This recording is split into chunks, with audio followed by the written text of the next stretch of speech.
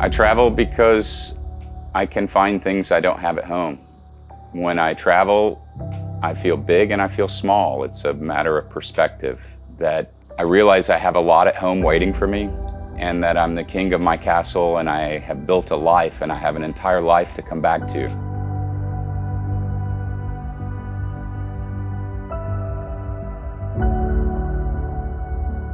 I never thought that I was an outdoor person. I spent time outdoors. I rode my bicycle. I jumped off train bridges into the river.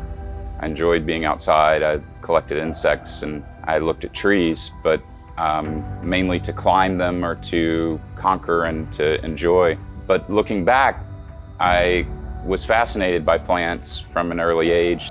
Around the year 2000, I was in my mid-20s and I did an internship in Boston to study native plants to the New England Wildflower Society in Boston. I was around people who were very passionate about what they did, people that identified as professionals.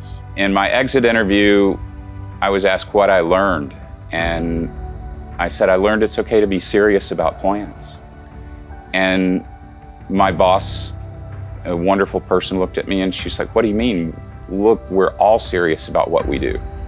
And I said, "But I never thought I would be serious about plants, that people use plants to make money, farming, timber, ornamental plants. People use plants for money, people eat plants, but how do you learn about plants and how do you make plants more important in the world?" And at that time, I decided I wanted to be serious about plants.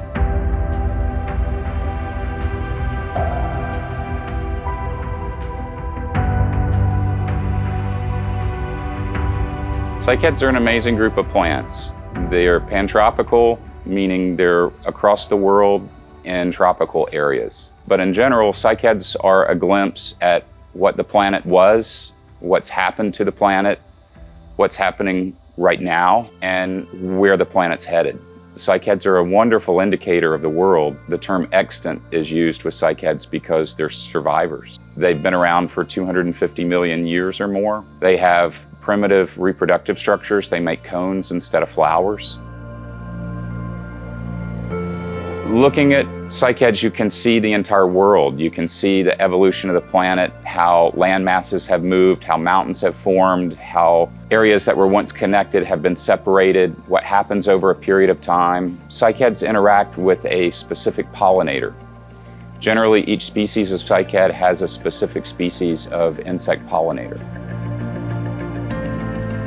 Cycads are difficult to find, and in general, they aren't just on the side of a road. You don't drive by and wave at cycads at 70 miles an hour. You have to leave the cities, leave the small towns, get on the dirt roads, drive hours often on a dirt road, walk up a mountain.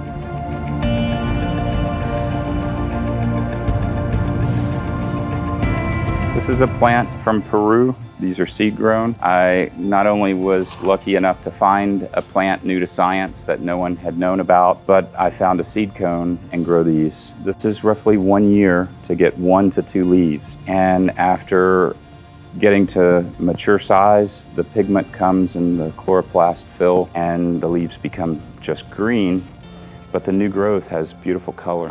The work with cycads generally is secretive or competitive. It's a small group of plants. There are 375 accepted species names, and that's a very small group when you think there are 180,000 orchids. There are 2,000 palms. This is chimeral variegation. There are different types of variegation. Chimeral variegation moves around, so some leaves can be pure yellow, some can be pure green.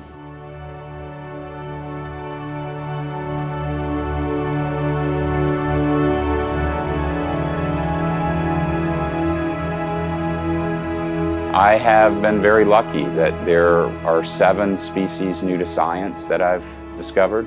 The species that I've discovered are in process to be described by science, and that's a double-edged sword, that if you tell everyone that a new plant exists, everyone wants the newest thing. They want to go and get one, and if the publication tells where the plant lives, And there may only be one place in the world, just one patch of forest, and sometimes only 50 to 200 individuals. And by doing the science to describe a plant, sometimes it's a roadmap for its extinction in the wild. I've visited more populations than most people on Earth, and to get to a cycad, you pass miles of aroid habitat. Aroids will grow on a fence post. You can have cow pasture, and on the barbed wire fence, you find orchids growing. You can have a mango tree planted in someone's farmhouse, and in the top of the mango tree are orchids growing. But cycads will never be in a disturbed habitat that way. This plant is a unicorn. It's what in the cycad world we call a holy grail species, something that no one has, that's on everyone's wish list. It's a dream plant for most people. And it's a monotypic genus. There are 10 genera of cycads in all the world. In this genus, there's only one species. So it means there's nothing really even closely related. It's very different from other plants, and this is Microcycas calypoma. I've always heard that people change for one of two reasons, either that you see the light or you feel the heat. And the burning bush moment has never happened for me, that I didn't wake up one day and say, aha, I've arrived. It's an educational experience that's happened over a long period of time. And seeing plants on rocks was kind of a change in my life. That how does something live on a rock where there's no good soil, no reliable water source, no one to come and fertilize it, but yet you see cliffs covered with trees and rocky mountains covered with beautiful plants, and the most inhospitable places with alpine forest have some of the most beautiful flowers. So learning to thrive where you're planted, learning to grow where life takes you, and not think that the grass is greener on the other side. The rocks create a space. The Book of Tao says, advantage is had by what there is, but usefulness is gained by what there isn't. And the rock defines the space. It allows drainage. The application is that this plant in nature is found growing on limestone cliffs. It wants to be on rock. When I travel, I sit on an airplane next to 100 other people who are all in the same ship that I'm in, and our entire lives are condensed into one bag. And we leave home for a week or more with what will fit in one bag. And we can tell stories of who we are and what we have and what we've done. But essentially, we all have that moment. We're all going one place together. And then I arrive and I'm away from everything that I've built and everything I work for that I consider who I am. And I get to reflect and say, what's important to me? What do I like? And when I get home, what's the first thing I want to do? And in general, for me, the first thing I want to do is run to my greenhouse and see my plants. I want to say, are they happy? Did they miss me? Do they need me?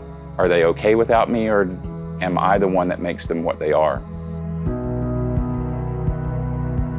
I've worked very hard to make my life so that it makes a greater good to the world. And by showing people rare plants, by educating people, by making plants available, by doing landscaping and putting plants in people's gardens that they don't know what they are. If the plants are happy, generally the people are happy. And they don't have to know what the plant is, they just have to know it looks good. And one day maybe someone at a dinner party says, what is that? And often the answer is, I don't know, ask Chip Jones. He put it there, he knows what it is, but I just like it.